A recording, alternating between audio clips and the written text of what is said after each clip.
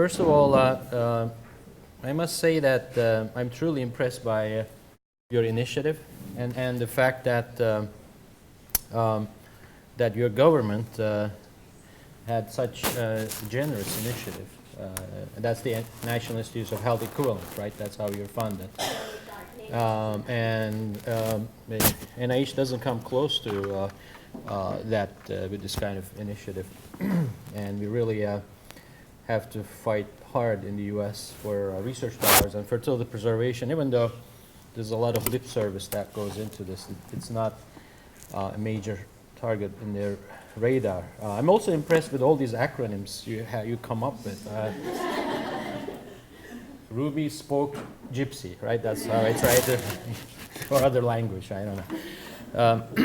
So, as I was getting ready for this talk, in the last half hour, like I got all these tips saying, oh, they're interested in this, I'm like scrambling with slides and all that, adding stuff, taking out stuff. Hopefully you'll find something meaningful there. I didn't mess up anything. But we can make this interactive. I mean, if you think that anything I tell you doesn't make sense or you want more information, please do interrupt me. Or if I seem to be talking too much about something you're not interested in, you can also shut me up. So it will be a very democratic interaction here. Some disclosures. I am a member of a biotech company called Oktay. They do deal with egg quality issues, not necessarily fertility preservation, but might be somewhat relevant, and NIH support. And I don't know if that applies to Canadian audience, but I will talk about aromatase inhibitors in an unapproved, a non-approved fashion. And I know in Canada it's even less approved for fertility treatments. So if I may go over my talk outline here, and you may actually provide me feedback here, whether you're interested or not. I want to just give you the essence of the new outlines, the guidelines, what's new there. So are you guys interested in hearing this? Yeah, that's a good one. I'm going to give you some basics about assessment of ovarian damage and whether menstruation is a really good thing, not, and what's really good to use when assessing fertility. I want to give you also the overall approach, some algorithm to fertility preservation, some quantitative data on the importance of early referral. I will give you brand new data in press on embryo freezing success rates with breast cancer patients, and some relatively new data on egg freezing success, and I'll guide you to a website where you could actually determine patient-based success rates for egg freezing. So that's a good counseling tool. And some also new data on ovarian freezing. I know you use this less. Again, one of those recent last-minute tips was the GnRH analogs and use in fertility. And you'll get to know what my feeling is about using this. Okay, are these all of interest to you? Or shall I strike out some of these? No? Good? Okay, good. So as Karen indicated, in 2006 we published the first guidelines. I was a co-chair for that committee, and in 2013 there was an update on that. And this, as I said, I was a co-chair, but my co-chair, the oncologist co-chair, was Dr. Alison Lauren. The committee was made up of some oncologists, both academic and in practice, as well as a psychologist and a patient advocate, Lindsay Norbeck.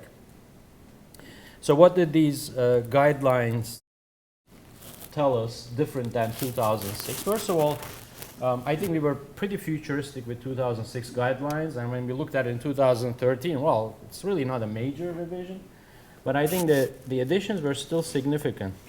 First of all, we increased the emphasis on counseling and referral. You'll see that later on, even the ambivalence. I mean, the patient is not sure, you're not sure, err on the side of referring them. The other part was that oocyte cryopreservation was deemed no longer experimental following are professional societies guidelines in reproductive medicine. Another part, I looked at the survey, and some of you said it takes 3 to 4 months to stimulate patients and etc. But sometimes it could take a month and a half or so, because we have to start in the old way. We had to start stimulation with the period, and so if you had just missed the period, you would have to wait a month and then come back and start stimulation with the next period. But now there's data that you don't necessarily have to do that, so guidelines also emphasize that random start. We also emphasize aromatase inhibitor protocols. You're all concerned about estrogen levels being high with breast cancer and using fertility drugs. And now we have almost 15-year data with these, and some of that went into guidelines as well. A little bit also went in the guidelines about BRCA carriers. We're finding out that their ovarian biology is different.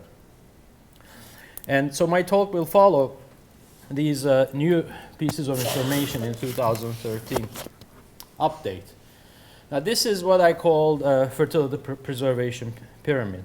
And this is highly applicable to what you're trying to do.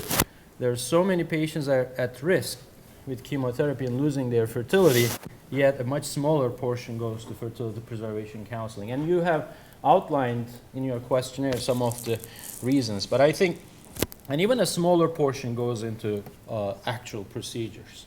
So the reasons for differences between these two different steps could be different. For example, it could be financial here. But why are these patients are not uniformly being referred? I think there are, in my mind, there are two reasons. One, we don't understand damage. In our mind, we think if there is menstruation, there is fertility. So we'll address that. And the second part is that you're concerned about delaying chemotherapy. So, and then it could be that, I think there's a third thing, and that's one of the pieces of information I had the last second. Maybe you think that I can just do ovarian suppression, and why do I have to even bother for any of these ART? They're expensive, and I don't like fertility doctors. You know, they're kind of arrogant. Why don't we just do a medical treatment and get, well, nice? I mean, it would be nice, but does that really work? So, first of all, how many of you can remember what ovarian reserve is? It's like if you ask me what, I don't know, breast cancer subtypes 15 years ago, I wouldn't know. Now I know, because I deal with this all the time. But when we say ovarian reserve, what do we talk about? What are we talking about? Okay, so let's first start with that. When we talk about ovarian reserve, we're talking about primordial follicles. I mean, women are born, at least that's the classical knowledge, with all the eggs they could have, and these are formed in utero, and they're resting most of the time. Those are called primordial follicles. And you cannot replenish them. But every day, tens or hundreds of these would start growth, and it would take them 3 months in the end, when in the end only one ovulates. So it takes thousands of follicles to get to ovulation. And just this follicle, the ovulating follicle, makes all the hormones, okay, estrogen, when ovulates, progesterone. These are not going to make any hormones. You're not going to see this by hormonal assays at the present time. First of all, not all chemo agents are equal in terms of causing infertility. Only the agents that will damage this reserve, which cannot be replenished. And we've done some molecular studies, I'm not going to get into that, and others too. Alkylating agents, cyclophosphamide, topoisomerase inhibitors, adriamycin. So when you're doing ACT, that's a double whammy, right? These are directly damaging the human primordial follicles. But all chemotherapy agents would also be damaging the developing follicles, where most of the hormone production would come. So if you give somebody chemo, even if you don't damage primordial follicles, you damage these, and their menstruation will stop. But once follicles are made from here, after 3 months or so, 3 to 6 months or so, it would start making hormones again, these follicles. And you've experienced this. Many patients will stop menstruation and they'll have their period come back. But at the same time, even if there is damage, if you did not lose all the follicles, there will still be new follicles made and hormone production will come back. and menstruation will occur. So if you just looked at menstruation, you would have no idea about this unless that treatment is terminal, that kills all the follicles. In most cases, that doesn't happen. So what do we use nowadays? Instead, we use a hormone called anti-Müllerian hormone. Is it perfect? No. But this hormone is produced from these middle stage follicles, and it gives us a better approximation to what's happening here. Okay? So I propose that there will be no more studies using menstruation as an endpoint in our fertility preservation field. I actually want anybody who performs a study like that to be summarily executed. Because we had enough contamination in our field. Okay, so I'm not going to get into molecular studies, but this is kind of a practical study. We do a considerable number of ovarian tissue freezing. These are usually not breast cancer patients, but some of them had already 1 or 2 courses of chemotherapy with alkylating agents. So, and then others have not. So what we did was we looked at their ovarian biopsies and counted these primordial follicles. Looked at the density. And the triangles are the ones that received chemotherapy, and circles represent those who did not. So what we find is that if you take, let's say, primordial follicle density here, 5, and I draw a line here, the density of the one that received chemotherapy is around age 22, equals to the one that did not receive chemotherapy at around age 32. So what does that mean? Let's come back. That's like 10-year advancement in ovarian age. And there's some AMH data in breast cancer patients and all that. It's a crude estimation. But by giving, let's say, ACT, you're taking away 10-year worth of egg reserve from that patient, right? Even though she may come back and menstruate again, but she has now lost 10 years of reproductive life. Okay. So with that, let me ask you now, how many of you would recommend or refer a 25-year-old woman who wants to have only 1 child and about to receive dose-dense ACT for stage 2 estrogen progesterone receptor positive breast cancer? Are we a little under 50%? Okay. What if I reminded you that she would lose 10 years worth of egg reserve, and her egg reserve would have been reduced to that of a 35-year-old's egg reserve at the end of chemotherapy? Would that change your mind? How many of you now are convinced now in addition? Okay. And she's estrogen receptor positive. So I told you that I believe in Atlas study, and they will receive 10 years of tamoxifen. And she would not be allowed to be pregnant during that time. Now, how many of you would not recommend her fertility preservation or refer her to fertility preservation counseling? Good, I can put my gun away. You know, United States, so let me get angry. So, yeah, so what would happen that you cut the reserve down to 35-year-old's person's reserve. Now you wait another 10 years, and plus 10 years of aging. Now you're dealing with somebody who has an egg reserve of a 45-year-old. And fertility pretty much ends there. Okay, so obviously there are huge individual variabilities and etc. But if you just looked, oh, you're only 25, or you only want to have 1 child, you would have sent this patient away. Now think about if she wants a larger family. So given the new recommendations with tamoxifen, I argue that anybody with any young woman with breast cancer at any age who has a desire to have a child should be given this option. Obviously, if it's estrogen receptor negative, she's not going to have tamoxifen. Then you're going to take that 10-year away, but she still has to wait a couple of years, 2 years to 3 years. But her reserve would be reduced. What if she has a recurrence? She needs to have more chemotherapy this time. So I think if you know a patient will receive ovarian damaging chemotherapy, regardless of their age, you have to give them the option, because they may not want to take a chance with this. So that's the formula. Now, based on the questionnaire, I was also told to give you some information about what tamoxifen does to ovaries. And I'll show you with our protocols tamoxifen is really an ovarian stimulant. There's some myth out there. It's not myth because, again, based on menstruation studies, and there is this belief that it might do something to ovaries irreversibly. Now, we've been studying impact of chemotherapy with Memorial Sloan Kettering Cancer Center. This is one of our NICHD, NCI sponsored projects. And we're actually following women with AMH levels before and after chemotherapy. Within that group, so we had a subgroup of women who only received tamoxifen. We had 17 of those women. And, but I'm only showing you the longitudinal data. And we had longitudinal data available for 9 of those. So what you're looking at are better ovarian reserve marker, AMH. Okay. And this is before starting tamoxifen. This is 8 months after tamoxifen. And these are the AMH levels. As you can see, statistically, these are not significant. You could see that in the beginning there's a slight decrease in AMH, but there's a physiological reason for that. Because larger follicles make less AMH, tamoxifen stimulates ovaries. As in the beginning, ovaries producing larger follicles and getting used to tamoxifen, it kind of dips and then normalizes. So the bottom line is, tamoxifen is not going to do any irreversible damage, but it will do some functional disturbance, which would be reversible.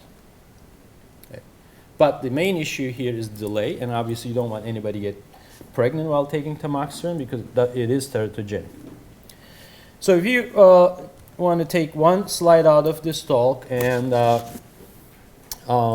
catch the bus to the airport, this would be the moment. This pretty much summarizes how we think. So if you have a patient, and a typical breast cancer patient is not going to have any kind of ovarian involvement, and you're sure that their ovary is at least grossly normal, and if you have some time,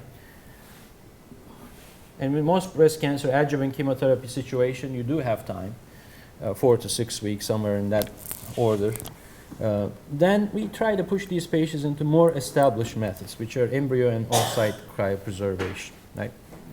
And the concern here is estrogen exposure, and we've developed stimulation protocols with tamoxifen and letrozole. I will talk about this in a little bit further detail. Some patients may also want to do ovarian tissue freezing because this provides the long-term maybe function and endocrine function. And we may not want that for your breast cancer patients. But if you don't have enough time to do ovarian stimulation, you can actually extract eggs without stimulation and subject them to in vitro maturation in a Petri dish. This reduces the efficiency of fertilization, and success rates are not as good. But you have that option.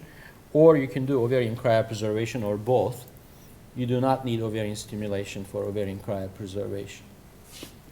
As you can see here, I put lots of question marks to ovarian suppression. I'm not going to talk about some of the other experimental strategies. For example, if you have somebody with the ovarian involvement, there's some research going on trying to grow these follicles from the frozen tissue in the Petri dish, but it's still a long ways away. So why did I put so many question marks on ovarian suppression? Initially, I thought about just showing you this slide, but then Karen came and told me that, no, you have to add more data and all that. Okay, fine. But, okay, you have these studies, some studies showing that there is a benefit. What do they use? Menstruation, right?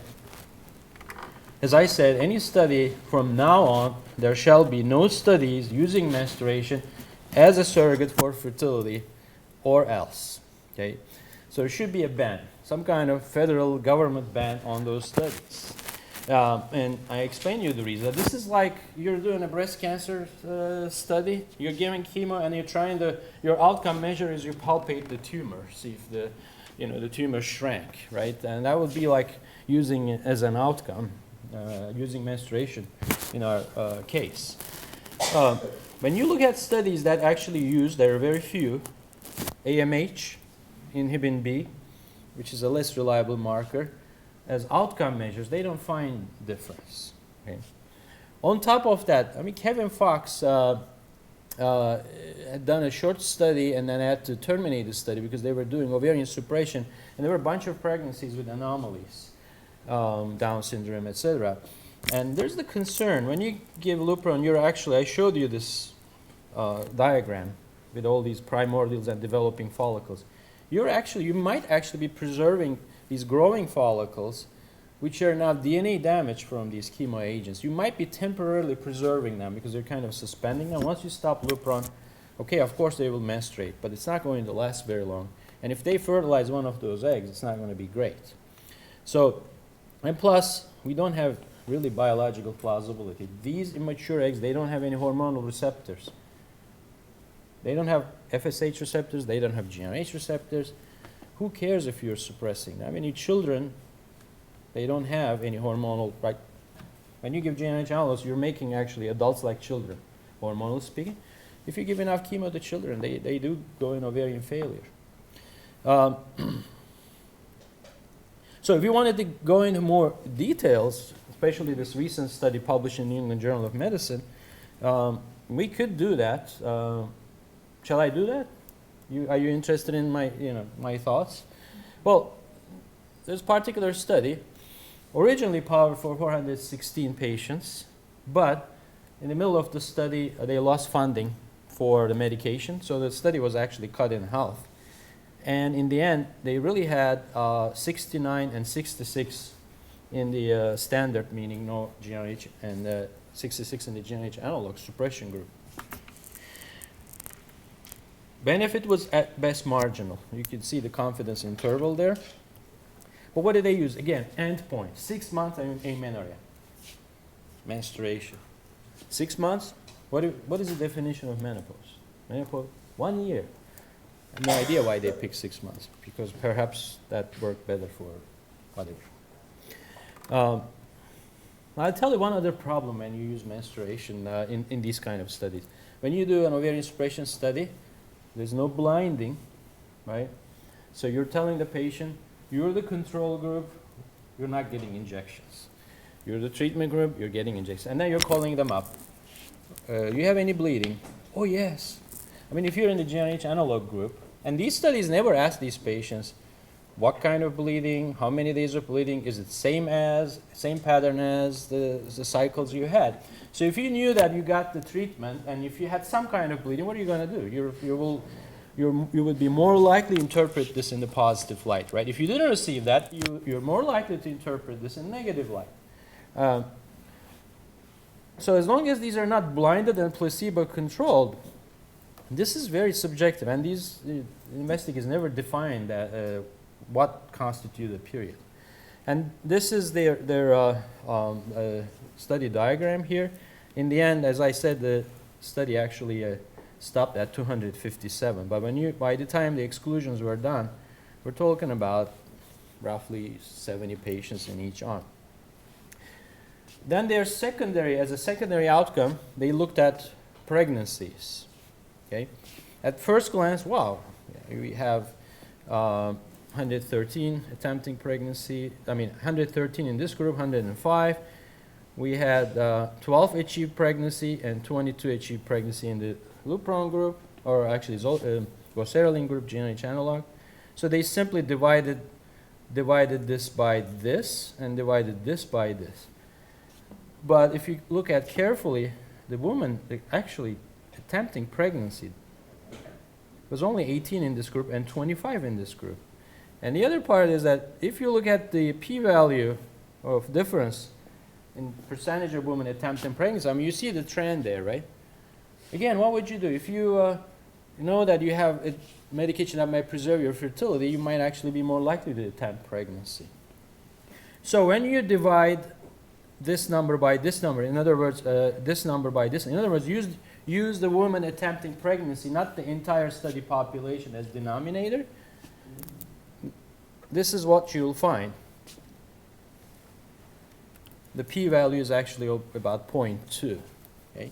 So, the researchers did tell the audience that the number of women attempting pregnancy was smaller than the patients in each arm, but they didn't calculate it based on that. And on top of that, they said that those who conceived were younger than those who did not.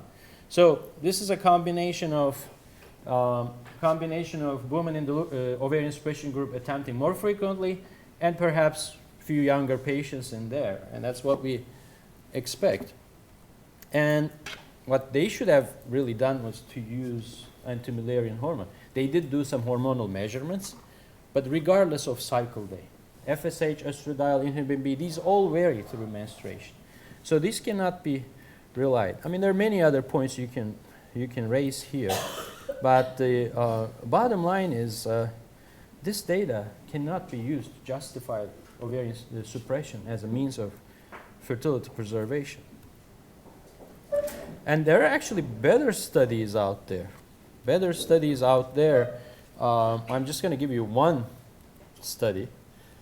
This was published in one of our top OBGYN journals, in Green Journal. This is a randomized controlled trial. One other thing is, it takes weeks to suppress an ovary. Most studies, they would just give them a week before.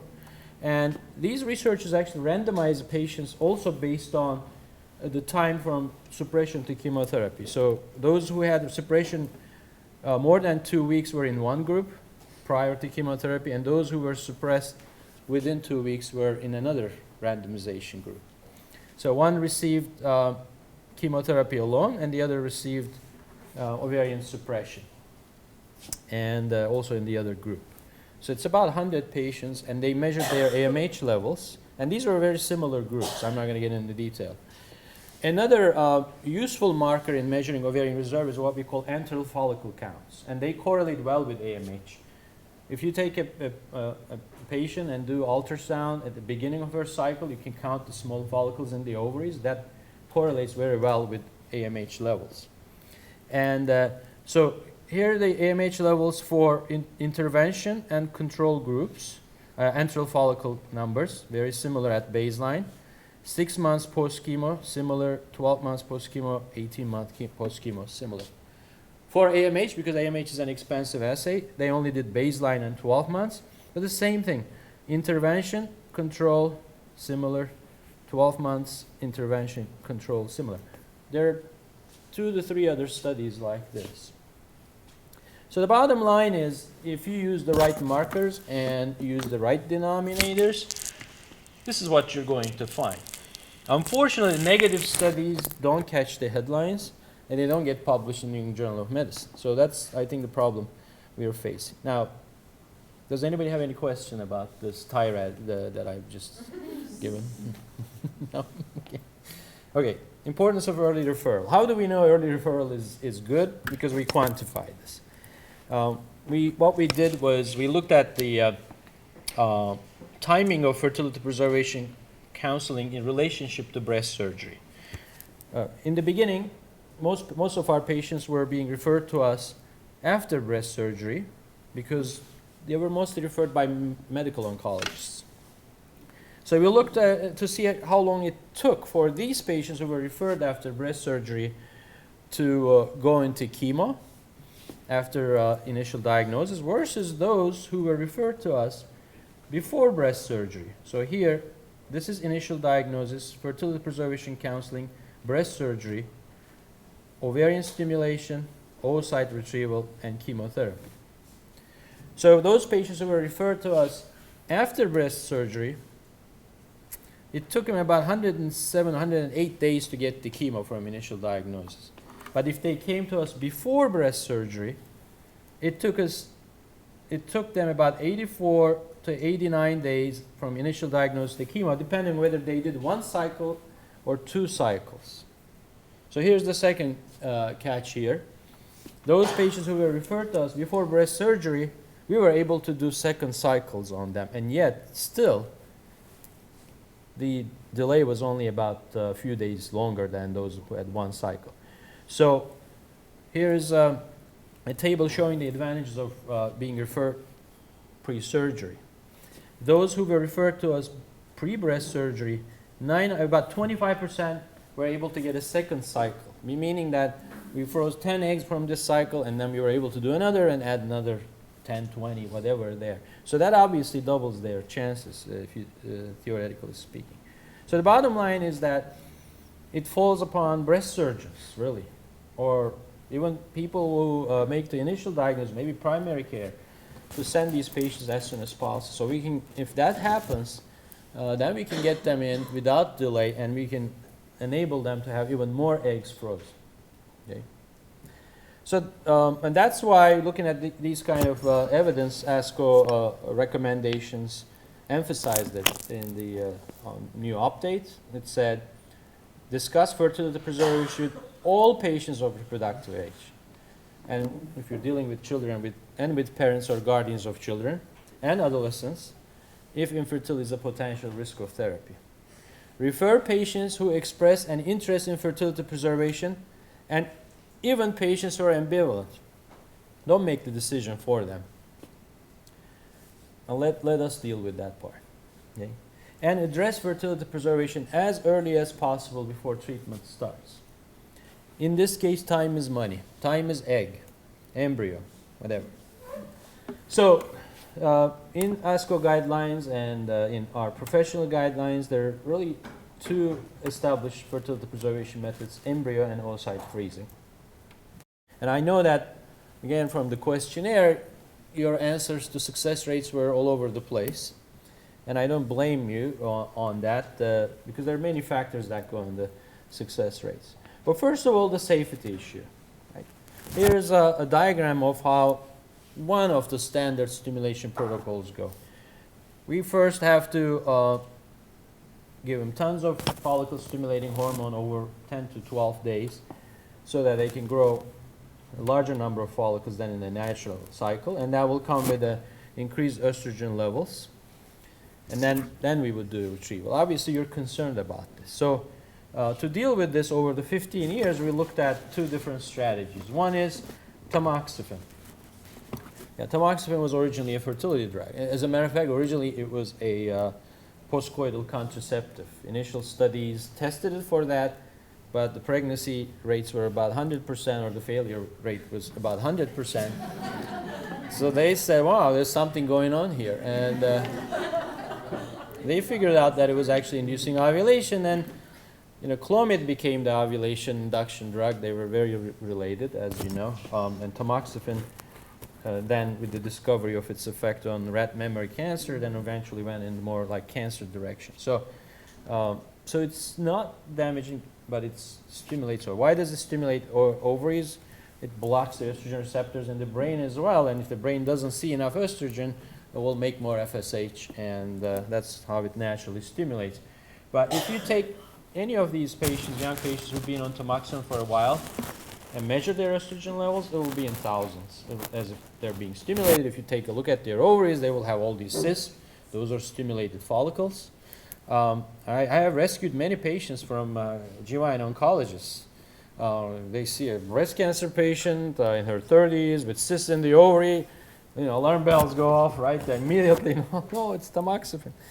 So in the initial protocols, we use this to our advantage. So we use tamoxifen as an ovarian stimulant. It will stimulate at the same time, protect breast. Then we started exploiting your other favorite drug in postmenopausal women with breast cancer, aromatase inhibitors. And I don't know how many of you know this, but it was originally used as an ovulation induction drug in this country by Bob Casper's group. And it is an ovarian stimulant. And it does that because this time you're shutting down estrogen, the brain doesn't see enough estrogen, and it will release more FSH and stimulate ovaries. You don't use it in premenopausal women because of this initial ovarian stimulation. But if you give them long enough, it would actually shut it down, even in premenopausal women. So we studied this in a prospective study comparing these tamoxifen and letrozole protocols a while back. And just to give you an idea about initial protocols were just to stimulate with tamoxifen, then combining fertility drugs with tamoxifen, and then combining fertility drugs with letrozole. And the outcomes were relatively, for tamoxifen FSH and tamoxifen FSH and letrozole FSH, outcomes were initially relatively similar, but this is with the added data. We find that letrozole actually gives us more follicles, and estrogen levels are suppressed at close to normal natural levels. So we stuck with letrozole for most patients, but we still do tamoxifen. For example, there are patients who are on tamoxifen and who don't want to be taken off tamoxifen. Sometimes we stimulate them through tamoxifen so they can freeze some embryos, and they want to use a gestational carrier. We actually we don't even have to interrupt their tamoxifen treatment. But letrozole protocol is the one that we would use for young breast cancer patients who want to preserve their eggs or embryos. So I want to share with you some new data. Up until now, we didn't have any pregnancy rates, but we have a paper in JCO in Press now. This is the first data really telling us about fertility preservation success in women with breast cancer. So far, 25 babies born, 18 live births. So what does that mean? Well, 33 women attempted frozen embryo transfers for with these embryos frozen before breast cancer treatment. And we had about 25 children born. So we've come up with this concept of fertility preservation rate, because 3 had spontaneous abortion. So if you divide number of pregnancies to number of women attempting, about 60% were able to preserve their fertility. If you want to use just live birth rates, it's about 50%. So these are women in their mid-30s. So what this is telling us that overall we're able to preserve at least fertility at least in half of the women attempting pregnancy. And these are women who were told that they should probably think about something else because they have breast cancer. They shouldn't be stimulated. What was the mean age? About 35, 36, somewhere around there. And that was when they used up all their embryos, or some of those women had more embryos? Yeah, some of them are still there. So we were not. This is not cumulative yet. Yeah, it will. This is a very conservative estimate, and like one woman had 2 live births, so that doesn't factor in there. And about half of them used gestational carriers, but some of them still have embryos. Yeah, I mean, so this is a conservative estimate of short-term utility. These numbers would likely go up. In terms of egg freezing success rate, we also had problem there. We didn't have any success rate information specific to a patient's age. We still don't have it for cancer patients, but recently we performed an individual patient data meta-analysis. We collected data from original studies looking at the success rate. So we had something like 3,000 cycles where we could utilize so that we can come up with age-based success rate estimation. So we have this actually as an interactive estimator on our website, fertilitypreservation.org. So I mean, if you're sitting with your patients, you can actually go to that website, and there are 3 different formulas, but I will just pick the top one, which calculates success rates based on how many eggs you might have frozen. So you're sitting with the patients asking, well, I'm 35, and what if I froze 10 eggs, or I froze 10 eggs? What is my likelihood of having a baby? Now, there are 2 different ways of freezing eggs. Vitrification is the fast freezing method, which is the superior method. So most women would be using that, not slow freezing, so it's checked as a default. So let's say you have a 35-year-old froze 12 eggs, and you can punch it in, and it will return 21.8% chance of having a baby, right? Now, this data is based on infertility patients. It is likely underestimating success in these young women with breast cancer who did not have infertility problems. But, so basically you can enter any age group from 21 to 45, any egg number from 1 to 32, and you will get some meaningful number that you can discuss with your patient. So that's the other new innovation that we have out there in terms of counseling. One more concern is that aromatase inhibitors, you shouldn't be using during pregnancy. Would it actually cause anomalies in babies? First of all, we're freezing embryos. There's no concern as such. We're not using during pregnancy. But nevertheless, the data from Canada again, when they use letrozole for ovulation induction, for example, one data is here, one data set, did not show any increase in risk of anomalies. Actually, you have more anomalies with Clomid than aromatase inhibitors. And recently in the United States, there was a randomized study. This time, aromatase inhibitors were used for polycystic ovary patients. And that study also did not find any difference between clomiphene and letrozole.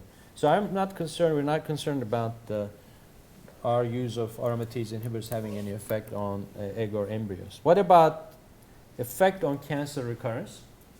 We've also studied this. The original shorter follow-up was published in 2008. We compared women who had ovarian stimulation with letrozole and froze eggs and embryos with breast cancer to those who declined. This is not a randomized study, but who's going to randomize patients? You can't have a baby, you cannot have a baby. So that's never going to happen. And there was no difference after, as you can see, up to 6 years of follow-up, but the mean follow-up is somewhere around here. So then recently we extended this study.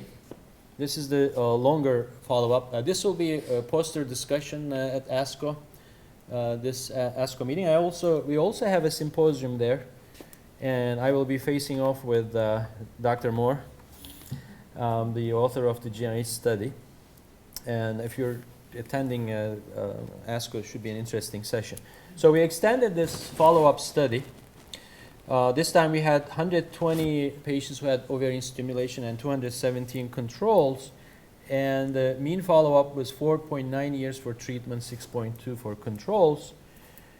We also wanted to, this time, since we had more power, wanted to see if that made any difference if you were estrogen receptor positive versus negative in terms of recurrence risk, whether you did this before surgery or after surgery. Remember, I showed you that now we're doing this more and more often with the tumor in place. Is that safe? And how about BRCA mutation carriers? So, and these study populations were similar except for control group patients were older, and they had more lymph node involvement. So control group was actually a little bit more high risk. And what we found was that overall recurrence rates were again not different, or survival probability, let me correct myself, and no difference between BRCA positive and negative, ER positive and negative, or whether you did this before surgery or after surgery, or whether with tumor in place or not. Obviously the power gets less in these subgroups. We have the power analysis for this. We're pretty good power for this, but the power gets smaller in these arms. I'm pretty sure you know this. Every single study that looked at the risk of pregnancy on breast cancer recurrence did not find any detrimental effect. And there are studies out there that actually found benefit of pregnancy on disease-free survival. This is one of those studies, Gerber's study, found that those who conceived after breast cancer actually were more likely to survive up to 10 years. Again, people talk about healthy mother effect because women who are healthy might be attempting pregnancy, etc.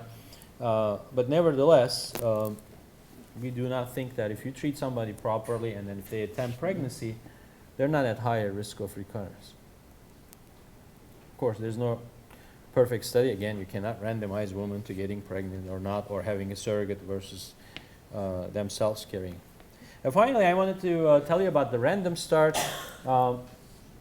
Classically, as I told you in the beginning of the talk, we would have to wait for a period. Then we would have to stimulate for about 2 weeks. So the delay could be up to 6 weeks. Not like months, as some of you have answered. But most of you are right on the money, anywhere from 2 weeks to 6 weeks. But in late 2000, we did a few cases where we were frustrated. We couldn't wait. We said, we'll go ahead and stimulate them regardless of where they were in the cycle. And we realized that, and these are like 3 case reports from that time, we realized that we were able to get some decent number of eggs from them. So we named it controlled ovarian, random start controlled ovarian stimulation. So later on, larger case series were done where they compared standard stimulation protocols to random start and looked at number of eggs and embryos, mature oocyte numbers, etc. And studies have shown that regardless of when you start the stimulation, in most women, you could actually get similar number of eggs and embryos. So now, if you send me a patient, first thing I do is, she could be just before ovulation, after ovulation, I would do an ultrasound, take a look at her ovaries, see how many small follicles are there, antral follicle counts. If she's got nice number of follicles, subjective, but I would take her age into account, etc. we would go ahead and stimulate it right away. So you shouldn't be afraid to send patients at any time during the cycle, or not. Shouldn't be afraid to not to send patients because you think we're going to delay them. Because we're going to take them in.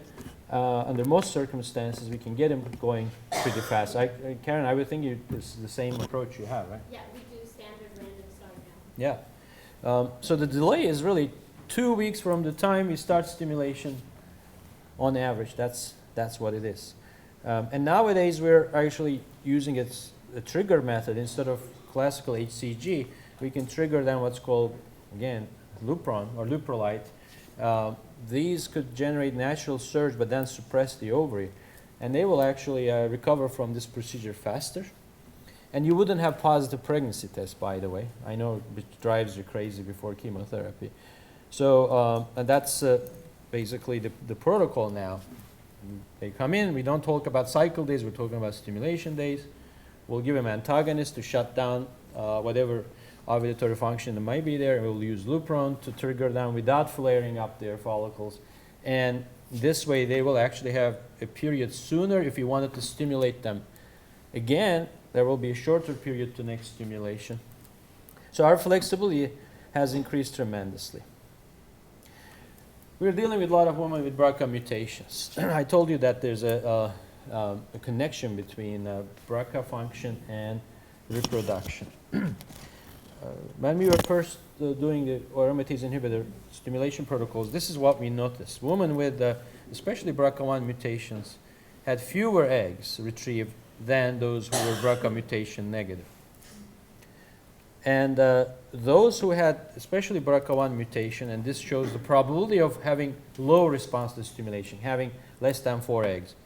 They had like 40 to 50 times odds ratio of having very few eggs if you had BRCA mutations. So I'm not going to get into details of this. And the next 3-4 years, we studied the molecular mechanisms of this. This was published in Science Translational Medicine in 2013. DNA repair mechanisms are important for oocyte aging. But in that paper, for example, we had a BRCA mutant mouse model, and they exactly have the same kind of problem. If you stimulate them, here is a BRCA1 mutant, but not the BRCA2 mutant mice, just like in patients. If you stimulate them, you'll get fewer eggs compared to controls, and they actually have fewer babies, fewer pups in BRCA1 mutant. And they have fewer primordial follicles, so their ovarian reserve is lower. So that in the animal models that holds. We also measure the AMH levels in women with affected women with BRCA mutations. Again, this is the AMH level, our relatively better marker for women with no BRCA mutations. And this is the AMH level for women with BRCA mutations. Again, this is an affected population. BRCA2 didn't reach significance. Now, since then, many other studies have been done, and there's some kind of confusion out there. I know studies from here looking at fertility had different outcomes, but here we're talking about kind of apples and oranges. We should really divide these studies into studies that look at BRCA mutations and menopausal age, studies that look at BRCA mutations and ovarian reserve, and those that look at infertility. They're not necessarily always the same thing. So what I did here is in that table, the studies that show earlier menopause in BRCA mutation carriers are in blue boxes, and then the studies that show no earlier menopause is in gray boxes. So as you can see, 3 out of 4 studies show that women with BRCA mutations experience earlier menopause. It's about on average about 2 years or so. This study actually had some methodological differences. They actually didn't look at menopause rate. They looked at what percentage of the population would reach menopause. And by the end of the study, only 19% had reached menopause. So they really didn't follow it till the end. There are other issues too. So I think it's pretty established that these women would experience earlier menopause, especially BRCA1 carriers.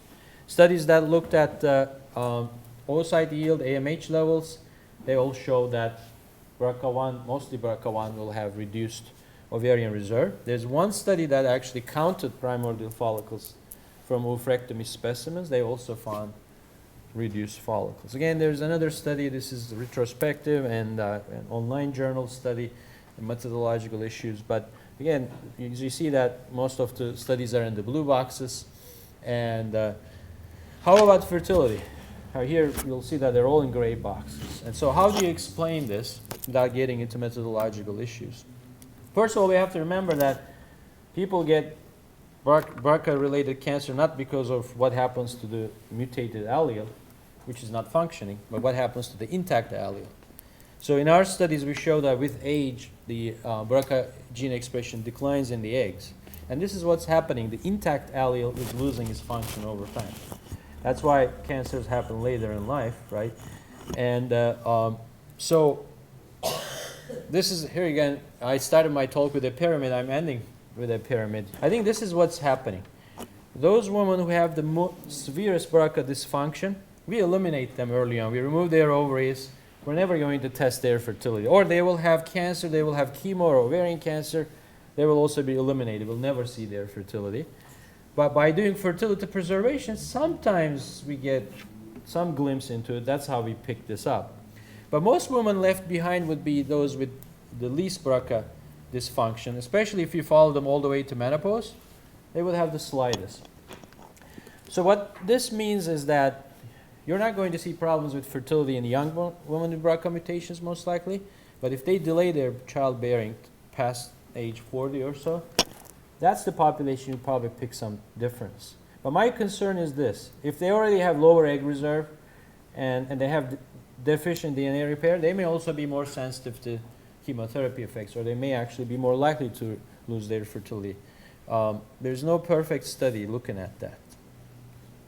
The reason I'm telling you this that you may want to pay a little bit more attention into your patients with BRCA mutations, and they may be at higher risk. Few things about ovarian freezing. I know that this is not done very commonly in Canada, but if you don't have any time, and in vitro maturation can be done, but again, it's limited. You don't always get mature eggs.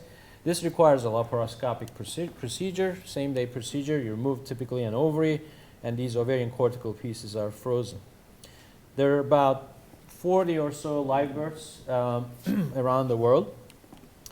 What are the success rates? Typically, we're doing these procedures on younger people nowadays, mostly hematological malignancies or other hematological diseases, and these are patients undergoing hematopoietic stem cell transplants. The bottom line is from the reported cases, in terms of not every study reports you the denominator, but from the ones that reported denominators, about 1 out of 3 conceives after transplanting frozen tissue, autologous. And about 1 out of 4 will have a baby. And the age that was, tissues were cryopreserved was about 24. The interesting part is about 93%, almost every one of them who had their ovarian tissue frozen and transplanted would have endocrine function. I think that may be of interest to you because you may not want that happen in every patient. So it is becoming a viable option for many types of patients. So in conclusions, early referral is essential. And when you're making your decisions, whether that you're making a decision for a particular patient or whether you're assessing a study, please do not rely on menstruation. I mean, if you're not judging your patient's response to chemotherapy by palpating the tumor, please do not use menstruation to judge that patient's fertility. So we have successful ways of preserving fertility by egg or embryo freezing. We think we have safer protocols for these patients. We think that BRCA mutation carriers may need a little bit more attention. We have backup methods, in vitro maturation, ovarian freezing. I think what we are missing is maybe having some uniform approach to preserving fertility. And I think your initiative is hopefully about to achieve that. With that, I would like to acknowledge multiple moving arms in our operation. My research laboratory works on the molecular aspects of damage from chemotherapy as well as oocyte aging, and they're listed over here. Our collaborators at Memorial Sloan Kettering, Dr. Maura Dickler and Mark Robson, these studies on the impact of chemotherapy on ovarian reserve, and our clinical colleagues at the Fertility Preservation Institute. Again, thank you for your kind invitation.